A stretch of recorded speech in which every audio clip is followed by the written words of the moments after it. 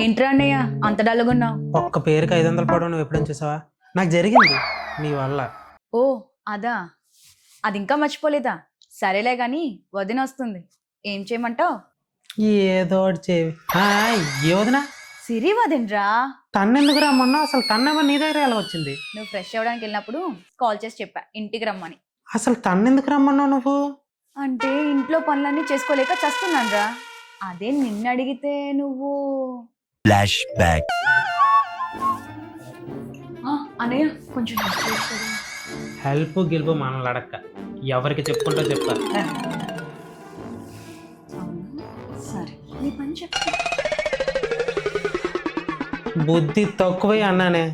దయచేసి ఆ తెంగరదాన్ని పిల్లకే ఇంటికొస్తే కొంప కొల్లేరైపోద్ది, వెళ్ళిపోమని చెప్పే ప్లీజే. అవునా, ఏం చెప్పినా వింటావు కదా? నువ్వు ఏం చెప్తే చేస్తాను ప్లీజ్. నిజంగా?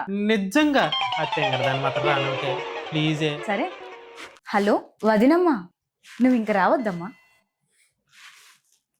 థ్యాంక్స్, ఏం చెప్పినా చేస్తానే. సరే గాని చెప్పిన పని చేయవెళ్ళి.